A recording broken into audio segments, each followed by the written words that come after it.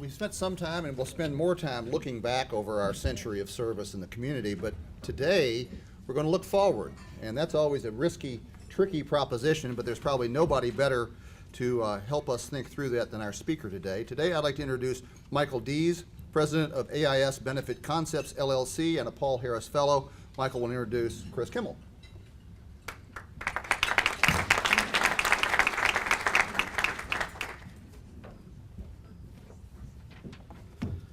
Let's just say Henry threatened me with my kneecaps if this thing went past 2 minutes. Leland, I get at least 4. I got to have that. That's at least fair. As introductions go, you have academic introductions and you have personal introductions, and I'm going to do it, kind of both this morning. Kris has spoken to the Rotary Club before. From an academic side, Kris is president founder of the Kentucky Science and Technology Corporation. For most of you that are around it, it's known as KSTC. KSTC is a nonprofit company with international reputation for designing and implementing innovative initiatives. KSTC has had a unique approach of involving corporations, state and local and federal governments. The company also funds an R&D technology commercializations with projects with the Kentucky universities. KSTC also has designed and funds the Kentucky Enterprise Fund, or KEF. KEF is an early stage venture fund which currently holds 60 equity positions in innovative companies. Kris is the leader and the founder behind the Kentucky Space LLC, a nonprofit enterprise focused on R&D education and entrepreneurial space solutions. Tucked up underneath that, he is chairman of the Exomedicine Institute. The Exomedicine Institute is a research and development corporation for application of medical solutions in the microgravity environment of space. Really? Okay. Moreover, Kris is the founder and the brain trust behind the International Idea Festival. This is a world-renowned festival brought to Louisville in 2006 and attracts some of the leading, highly diverse thinkers from across the globe and the nation. The festival promotes and celebrates innovation, imagination, and game-changing ideas. Kris lives in Lexington, and I think he's recently graduated into grandfather status and lives with his wife, Bridget. On a personal note, to kind of give you a little bit of flavor of the Idea Festival, if you've never read the book Titan, you should, and it's a big, thick book, but it's the life behind John D. Rockefeller Sr.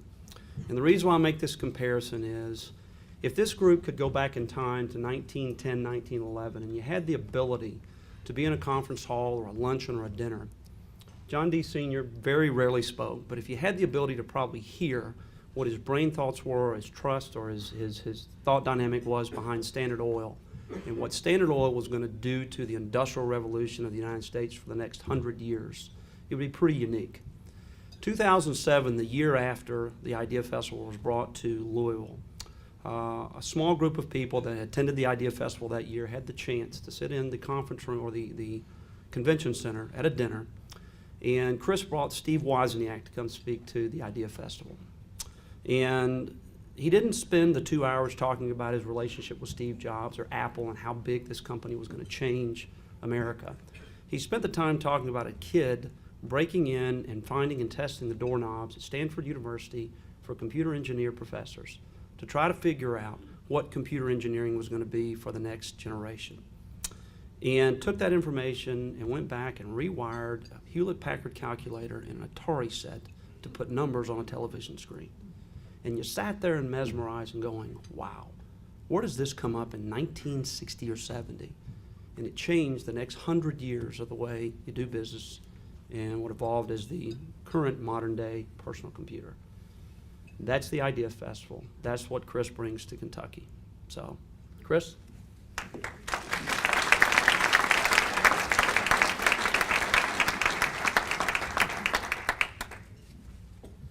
Thank you, Michael. I'm not sure why I brought this phone. It's like you can't, it's like it's a reflex, right? I'm going to make a call or something or text while I'm doing this. Thanks a lot. In fact, it was funny because we were talking before, and part of what Michael, he said, the other thing he says, I remember, in fact, I asked Tanya if we had a picture. He said, I remember after the event, you were walking out. It was this great scene of you walking down the street with Steve Wozniak. And he said, we all wondered what you guys were talking about. And I told him, I said, I can tell you exactly what we were talking about. We were talking about his new girlfriend, Kathy Griffith, who he had to fly back the next day to go see. She was some award show. So that was really deep stuff that we were talking about. Thank you again for having me back. I have been a couple times before. It's always a pleasure to be here.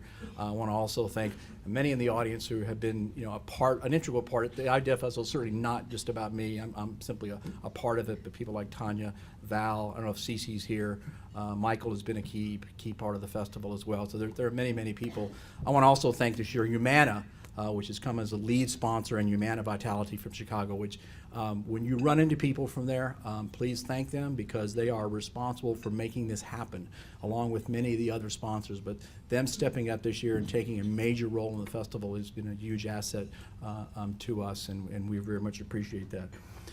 As I talk about the future, I'm also, people say, Kris, ideas and all that kind of stuff. Well, I'm also it's every time I hear that, I'm reminded of the 9-year-old who was asked to write a thesis on Socrates, who wrote like one paragraph and said, Socrates was a wise man.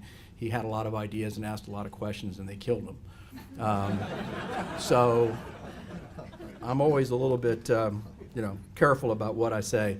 What I want to do in the few minutes I have with you today, and I want to make sure I don't talk too long, and I want to leave an opportunity for maybe some questions or comments about this, so I'm going to take my watch off so I can look at it, to talk about the festival. And I'm going to do it in a very informal, non-structured way. The festival has actually grown to the point, I'm happy to say, where it's really impossible for me to sit here for 20 minutes and tell you everything that's going to go on at the Idea Festival. It's just too much anymore. There are affiliate events that's really grown from 2 days to 3 days, and now it's really 4 days and really 5 days, because now we have affiliate events that start on Tuesday, and there's just a lot of things that are happening with the festival, and you'll have to go to ideafestival.com to learn all about all the many things that will happen during Idea Festival Week here in Louisville.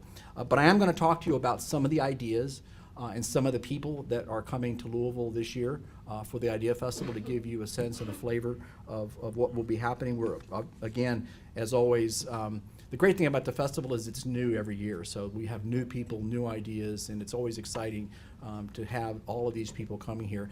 And the other thing is, because it's a unique event even for the speakers, because the festival, as you know, is all about bringing people together from all different disciplines, from the arts, from design, education, business, philosophy, you name it, and putting them all together and kind of stirring up the pot and seeing what happens.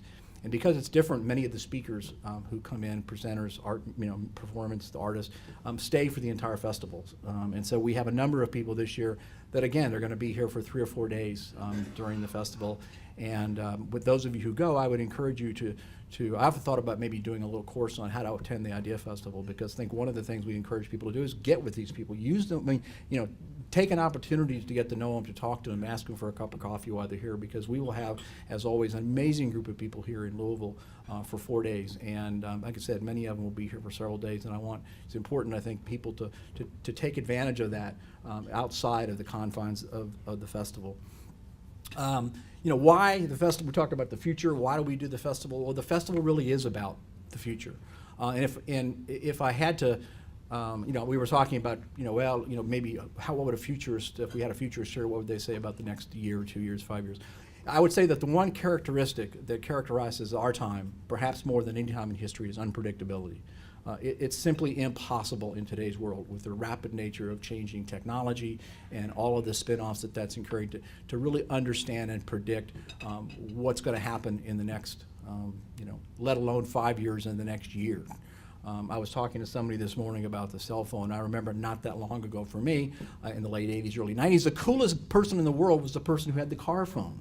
Remember, you had a car phone, and you'd drive around your car and you talk to people, and people say, "Oh man, look at that person's got a car phone." Remember, it was like, and the car phone was like the size of this thing. They had to install it under your car, right? You had to go install it. And I remember I'd go to meetings and there'd be futurists, and they go, one day in the near future, everybody will have their own phone number. And everybody was like, "Wow, can you believe that? You mean like we'll have our own phone too?" Yes, you'll have your own phone. And this was like, oh, what it's like, this is going to be like 2020? I mean, when is this going to happen? Of course, now, very, very quickly, time future, we have the iPhones, the smartphones, of which the phone is the most insignificant part of the technology. In fact, people don't even use it to talk anymore. They all text, right? Now, I've got a daughter, if you have kids, she doesn't talk to anybody. She texts you, across the room, she'll text you. If she doesn't want to talk to you, she just as soon text you. And so, you wonder, where is that going to take us? Well, we don't know. It's impossible to know. I was coming over this morning listening to NPR, and they were talking about the biggest, one of the big new things now is being able to pay for products with your iPhone, with your smartphone. You just go pay for it. And they were saying, the revolution is because of, why that's such a big deal? Why they're, what do you think the big deal is to paying for your iPhone? Convenience? Convenience? It's the data. That's what it is. They get the data. They process. When you make a cash transaction, we lose that data, right? We don't know if Michael walks in a store and buys a suit and he pays cash. We don't know that he's bought that suit. And with phones now doing it, they get that data. And that's what it's all about in today's world, big data. They want to know where you are and what you're buying and what you're tracking you so they can sell that information and sell you other kind of junk that you don't need. But that's what it's about. And they asked the head of the industry, the company that's revolutionized this, he said, where's this going to be in a year? He says, I don't have a clue. He says, we're the leader, we have no idea where this is going to be in a year. And I think the big thing that I think the festival is certainly about is the idea of knowledge, driving change, driving innovation. How do you acquire that knowledge and the unpredictable nature of the future, which affects all of us, whether we're in business, whether we're students in school, whether we're physicians, doctors, surgeons, artists, whatever. We are all in this together in terms of trying to understand where things are going and how do we stay competitive in a personal way and in a professional way in this environment. Of course, we believe, which undergirds the festival, that the only way to do that is to be innovative. And everything that represents. The only competitive edge that any of us have is to out-innovate the competition. And that innovation process can happen and does happen very, very quickly. It happens very unpredictably. And in a sense, we have to learn how to manage chaos and unpredictability. You think, well, that's impossible. And in one sense it is, but what it really means is we have to create in ourselves and in our organizations and our institutions ways with feedback loops and ways to understand and to factor in the unpredictable, rapidly changing nature of the world. If you don't believe me and you think, oh, Kris, that sounds good, we hear that all the time, I'll just say one word to you: Kodak. How many of us grew up with a Kodak moment? I mean, how can we imagine? How do we imagine a world without Kodak? And yet Kodak is gone, along with a lot of other companies. And one reason it's gone is because they actually invented the digital camera. But they didn't want to promote it because they thought it would cannibalize their prime product. That's what you call making the wrong kind of bet. But it just is an example, and there are many, many other companies that we can talk about that were here that aren't going to be here, and there are companies here who are here today that won't be here tomorrow. And some of it's, in a sense, not preventable. It's just the nature of where we're going and what technology is doing, and the increases in computer power and microelectronics, et cetera, and where that's taking us. And it's all about bringing knowledge together, and it's all about innovation, and that's what the festival's about.